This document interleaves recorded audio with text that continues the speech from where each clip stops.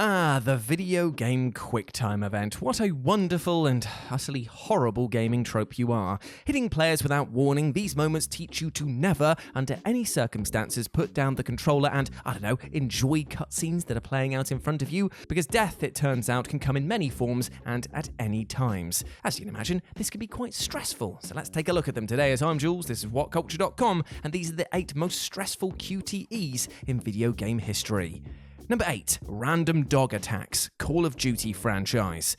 Dogs, you've gotta love 'em. Man's best friend is truly a loyal companion, and video games have, in no short order, conveyed this bond between human and huggable best friend expertly well. Dogmeat from Fallout and the helpful hound from Fable 2 spring to mind, but amidst all of these doting Dobermans and lovable labs is an absolute shih tzu of a mutt that takes the form of an insta-kill QTE in the Call of Duty franchise. First popping up in Call of Duty 4 Modern Warfare, these attack dogs leap up onto the player, but instead of licking your face, their intent is to tear it clean off. This, as you can imagine, creates a very stressful moment in which the player has but a fraction of a second to press the button on screen and, old yeller their way out of things. Making matters worse is the fact that these dogs can appear in the middle of a firefight, and with all the bullets clattering around the place, you might not hear their scampering paws bearing down on you. It never fails to be a shock when out of nowhere you're wrestled to the ground and treated like the world's biggest chew toy. Number 7. Stage 4 on Master Mode. GITAROO Man. To make my intentions perfectly clear, I absolutely adore GITAROO Man. It's a title in which you become a superhero who defeats enemies with music and kind of plays like a combination of the Flash game Line Rider and Guitar Hero. What is not to love about this? Oh, and it's also insanely difficult once you complete the game and unlock Master Mode, which adds in new sections for all of the songs and ramps up the button prompts to utterly rude levels. The gameplay is split into 2 major sections: a charge mode where you have to play guitar to build up your health, and battle mode where you need to attack the enemy's health and dodge their attacks. The true and blue heart attack experience of this begins when the dodging sections kick in, as on Master Mode you're going to be slamming more buttons than even an octopus could handle, and Stage 4 is the absolute worst. The entire stage is set around the defense gimmick, meaning that you've got to just survive against this giant space shark that is looking to chomp on your ship. The problem is that the song in question is a drum and bass track, and so you're hit with a cascading flurry of attacks, and seeing as each miss takes off a huge chunk of your health, you're going to have to be on rhythm and bloody on point. Surviving this will leave you a sweaty mess, especially the end section that will kill you in seconds if you mess up just one note. Number 6. The Barber. SHENMUE 2. A moment so infamous, it systematically divided the fandom of SHENMUE right down the middle, as if a razor-sharp switchblade had cleaved them in 2. Now, some hold this aloft as one of the few examples of a QuickTime event done right, and others decry this as a moment that sent their blood pressure through the roof. Either way, in SHENMUE 2, our lovable doltish hero is out looking for answers, because when is he not, and finds himself in the literal hot seat of a barber who claims that his quest for vengeance is one that needs to be tempered with patience. As he proceeds to tell you that calmness begets the peace of mind needed for the job at hand, you can feel something begin to shift in the atmosphere. Then suddenly, a QTE, you hammer the button and fail? What the hell's going on here? Well, it turns out that you need to listen to the barber rather than react, and resist your urge to hammer every prompt presented to you in order to show calmness in the face of danger. Only then will you succeed. Still, it's a horribly tense moment to sit through, and easily one of the most stressful QTEs ever made.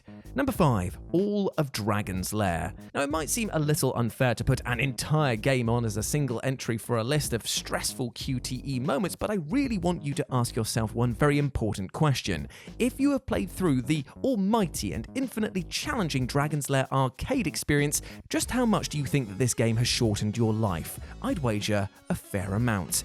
This game is basically one long QTE designed to hoover the coins from your wallet, and at every turn you're met with monsters and madness-inducing traps that demand that you make a choice right now, goddammit. And seeing as you've got little to no way to know which button presses will do what, you're likely to die over and over. In fact, many see this air quotes game as less of a test of skill and more one of memory, seeing as there is only one clear path to victory. As you can imagine though, remembering about 40 to 50 correct decisions is anything but easy. Number 4. KRAUSER'S Knife Fight. Resident Evil 4.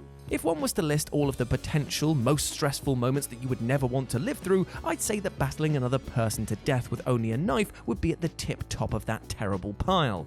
Therefore, is it any wonder that the knife battle with Krauser from Resident Evil 4 makes its way onto this list? Making matters even more stressful is that the entire experience is relayed to the player through QTE'S, meaning that from start to finish, you're just 1 or 2 button presses away from an instant death. The game pulls no punches in this section, even mixing up the combinations should you get sliced and have to start over, making for an experience that is going to see your veins bulge as big as Krauser's mutated arm by the end of things.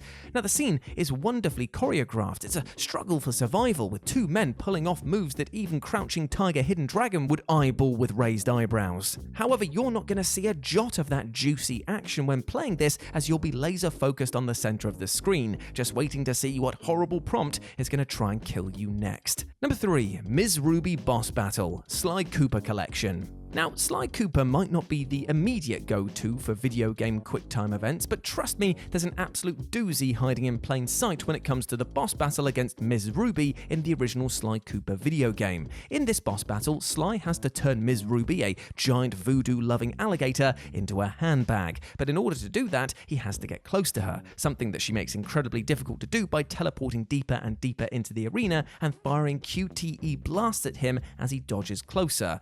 Now, at this point, I'm sure a fair few of you might be raising an eyebrow as to why this section is on this list, as while Ms. Ruby does seem to spam these musical attacks at you a bloody lot, they're not exactly that hard to dodge. And this is completely true, unless you're playing the Sly Cooper collection. You see, the HD package of the first 3 games commits the cardinal sins of messing up the timing in a music-related section, turning what was a cakewalk into something that requires you to hit buttons off-beat, which, lest we not forget, is pretty much what we're hardwired not to do. Thus, it's very possible to lose a ton of lives and the rest of your hair to stress when coming up against this boss. Cheers. Number 2, Baking a Cake, PARAPPA the Rapper. While Cooking Mama might have taught me that I can accomplish anything in the kitchen, PARAPPA the Rapper's Stage 4 told me in no uncertain terms you're an unwashed hog of a human with diagnosed idiot hands. This stage is utterly brutal, being the firm slap in the face of a wake-up call to players expecting this game about a cute 2D rapping dog to be fun and easy. More fool us, right?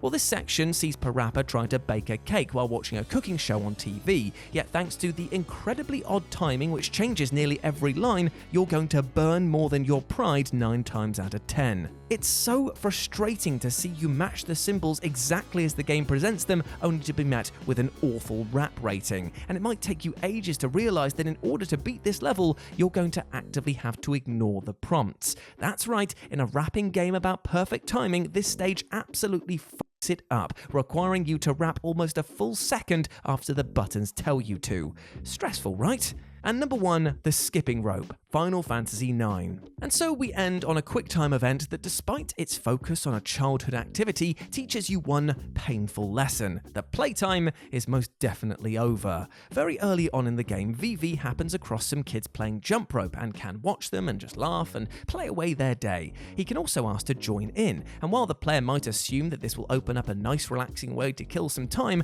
they've unwittingly engaged with a QTE section more stressful than the bloody lightning dodging challenge from Final Fantasy X. You see, by completing certain number of jumps, the young girl next to you will reward you with prizes, and seeing as these range from rare items and cards, as well as in the re-releases, a special achievement that can only be grabbed for hitting those sweet jumps 1,000 times, you're gonna want to do it. But wait a minute, did I say that right? Yes, 1,000 times. Let that sink in. You cannot make a single mistake with any of the 1,000 button presses that you're about to make, and as the jump rope reaches such speeds that you'd think the kids handling it would propel themselves into space, mistakes are going to be made a lot.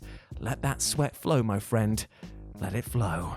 And there we go, my friends. Those were the 8 most stressful QTEs in video game history. I hope that you enjoyed that, and please let me know what you thought about it down in the comments section below. As always, I've been Jules. You can go follow me over on Twitter at RetroJ0, or you can swing by Live and Let's Dice. That's Dice with a C, where I do all of my Warhammer Battle Report stuff and also my outside of work streaming. It'd be great to see you over there. But before I go, I just want to say one thing. I hope that you're treating yourself well with love and respect, my friend, because you bloody well deserve it, and do not let anything or anyone else tell you otherwise. otherwise, alright?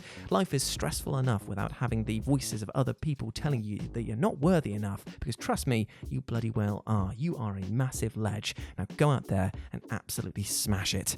As always, I've been Jules. You have been awesome. Never forget that. And I'll speak to you soon. Bye.